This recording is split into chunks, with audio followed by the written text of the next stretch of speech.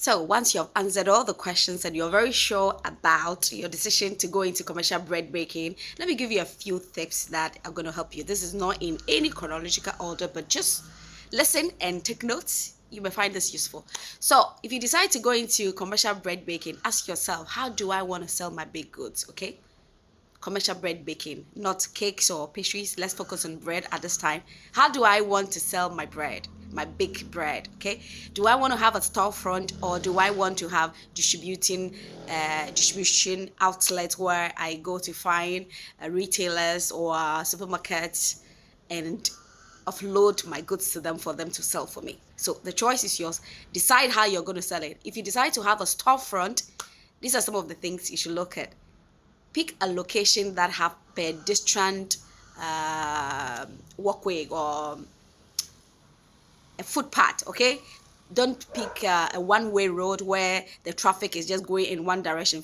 Pick a two-way flow traffic direction where vehicles are coming in both direction, where people can easily cut across your the side of the road to come to your shop to buy whatever they want, or where they can easily make a U-turn to come and find you.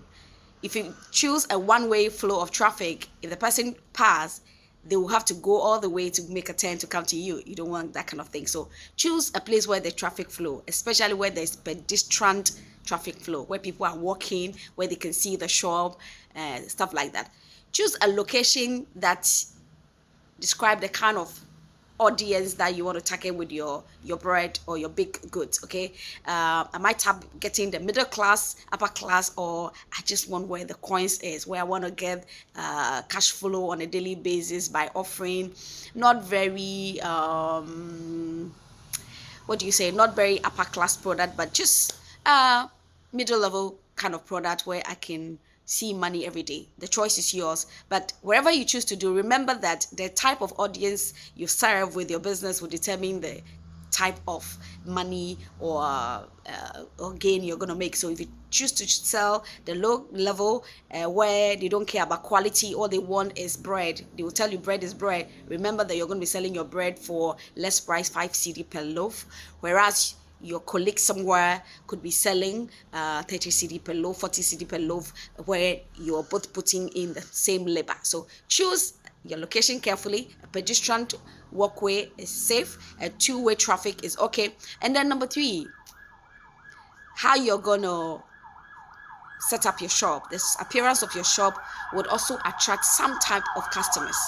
There are some customers who will never walk into some places because they in quote think is beneath them, and there are others who will not walk into the same space because they think that everything there will be quite expensive. So decide how your aesthetics are going to be, how you're going to brand yourself. Choose your brand name carefully. Choose names that are scalable. Okay, don't go and say that I will be done Kingdom Bakery.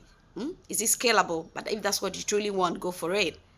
Make the decision, make your market research, decide why you're going on into bakery and why you want to locate your business in that particular location. Okay, this neighborhood doesn't have any good bakery. Okay, this neighborhood had lots of people, but they lack quality baked goods. Okay, so remember that the amount of money you would make in your business, bread business, or any form of business would depend on the amount of problems you're solving. So if the problem in the neighborhood is lack of good quality bread, go for it. Set it up nicely, do your shop nicely. You don't have to spend so much money making it up, but keep it clean, keep it nice, classy. Choose nice colors. The choice is yours. People would say don't use black for food business. Who made that rule? So do what would make you stand out, what will make you be completely different, as we call ourselves. Okay, choose the products that are not selling in your neighborhood.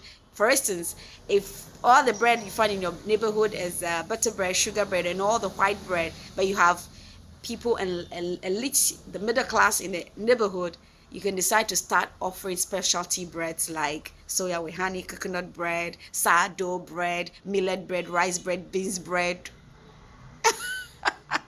And of course, you can make bread out of anything. Okay, at Complete Bakery, that's what we teach our students, to formulate recipes out of any ingredient at all. Carrot bread, raisins bread, fruit bread, anything you can make bread out of it. So The choice is yours. So once you're sure this is what I want to do, decide. But if you're going to go for the distributing outlet where you're going to bake your goods and then offload it to other people to sell for you, then of course you need a distributing channel. How are you going to distribute the bread? You need the vans or the tricycles, or you're going to be carrying it on your head. Whatever you want to do, you need that. And then also you also need to go and speak to the shop owners, the supermarket owners, the kiosk tabletop owners, to want to accept to retail your bread for you. Okay, so what are the pros and cons with those two channels of distribution?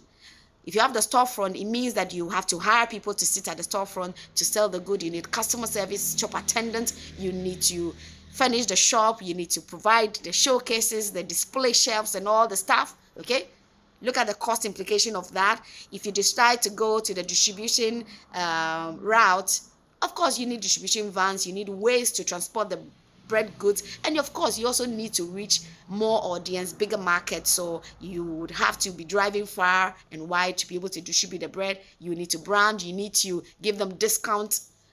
The choice is yours. Do a little more research, pay money for training if you need more information, or you can do try and error. All the best in your bread business. Is it a good business? Yes. Is it hard? Yes, times 10.